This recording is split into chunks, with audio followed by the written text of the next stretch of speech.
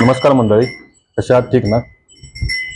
आज ब्लॉग करण्याचं नियोजन नव्हतं, पण आज करूया म्हटलं, कारण एक 2-3 कमेंट्स अशा आल्या.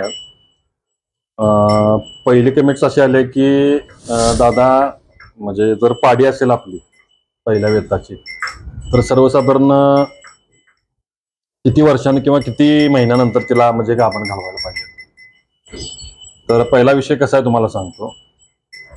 नियमाप्रमाणे आता कसं आहे, तुम्ही जे खाद्य तिला घालताय किंवा ती खाद्य खात्या किंवा तिच्या शरीराची रचना कशी आहे त्याच्यावर बरंचसं चित्र अवलंबून आहे. तिची डेव्हलपमेंट किती झाली, कसं आहे, ती हिटला ज्यावेळेला येते म्हणजे तिचं आतनं पूर्ण डेव्हलपमेंट झाल्याशिवाय ती येणार नाही. शेवटी थोडक्यात सांगायचं तुम्हाला, थोडं मशीन आहे, त्याची क्रिया कशी आहे की पूर्ण सगळं बॅलन्स झाल्याशिवाय ती हिट करणार नाही. आता ही माझी पाडी आहे की नाही, ही पाडी जवळजवळ तुम्हाला सांगतो, म्हणजे मला देखील तिची कल्पना नव्हती. मी देखील असं अचंबितच झालो की बाबा ही कसं काय हिटवर आली. आदल्या दिवशी रात्री अशी वरडायला आली, मला वाटलं काय पोट जाम झालंय किंवा बाकीचं आणखी काय कोणास ठाऊक. मग सगळं चेक केलं तर काय जाणवलं नाही.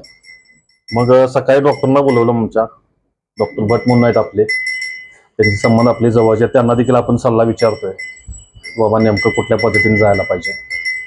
तिने आल्यानंतर बघितल्या पहिले सांगितले, म्हणली ही अर्धवट हिटवर आहे आणि जरा पूर्ण सगळं होऊन दे व्यवस्थित. म्हणजे तोपर्यंत हिला काय लावायचं नाही. तर त्यांना मी म्हटलं, सर्वसाधारण मी मॅक्झिमम 2 वर्ष झाल्याशिवाय तर काय लावणार नाही. म्हणजे आता जवळजवळ अजून मला 4-5 महिने अशीच ठेवायला लागणार आहे. मग आता कसं आहे की सर्वसाधारण 2 वर्ष तर व्हायलाच पाहिजे, कारण 2 वर्ष झाल्याशिवाय तिची बाकीची डेव्हलपमेंट होत नाही. आता कसं आहे, काही काही जण मग असा असतो प्रकार की विकायचे आहे, मग गाभ घालवूनच द्यायची आहे.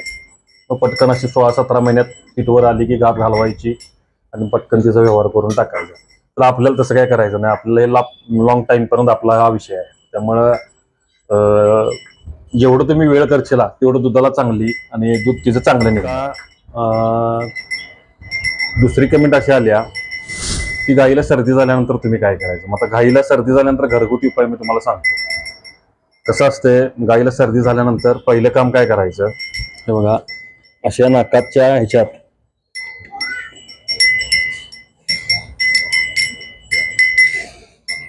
ह्या नाकाच्या त्या नाकाच्या ह्याच्यात इकडे 2 थेंब इकडे 2 थेंब टाकू शकताय. हे 2 थेंब टाकले की बऱ्यापैकी तिचं नाक क्लिअर होते. आणि दुसरी गोष्ट, जरासं एक 15 दिवसातून जरा खोबरेल तेल इथं लावायच्या दोन्ही नाकाच्या, म्हणजे इथं व्यसन जी असते ती व्यसनला मऊ पडते. एवढं पातेलं घ्यायचं, ह्या पातेल्यात गरम पाणी घ्यायचं आणि अशी इतकी थोडीशी नॉर्मलमध्ये तिला वाफ द्यायची. अशी की वाफ म्हणा किंवा वव्याची धुमाळी जरी केली तरी अशी दिली तरी चालते, ती तुम्ही देऊ शकता. त्या गरम पाण्यात सर्वसाधारण तुम्हाला सांगतो निर्गिलीचं तेल टाकू शकताय. आणि सगळ्यात चांगलं म्हटलं तर भीमसेन कापूर. त्याच्यानं काय होतंय की सर्वसाधारण म्हणजे छाती भीती जर भरली असेल जनावराची, गायीची छाती जर भरली असेल तर इथनं ती बऱ्यापैकी कव्हर होत जाते आणि सर्दी बाहेर पडते, नाकावाटे बाहेर पडते. तुम्ही आणखी घरगुती उपाय म्हणून सर्वसाधारण ओव्याची धुमी देखील करू शकताय. ओवा आपला खायचा असतोय, त्याची धुमी जरी करून तिची जरी वाफ, म्हणजे त्याचा धूर जर नाकात तिच्या दिला, म्हणजे नाकात धूर म्हणजे थोडा नॉर्मली असा जर दिला तर त्यानं देखील सर्दी तुमची थांबणार 110%. आणि मी जे आता ज्या गोष्टी सांगितल्यात त्याचा म्हणजे साईड इफेक्ट कुठलाही राहणार नाही.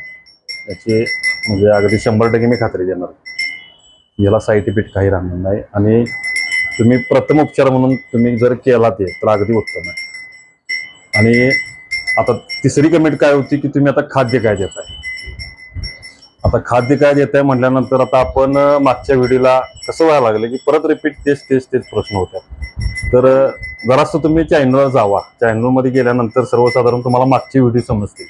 मागच्या व्हिडिओमध्ये बऱ्यापैकी मी तुम्हाला खाद्य काय, कुठं काय, आपण कारखान्यात देखील गेलेला व्हिडिओ केला आहे.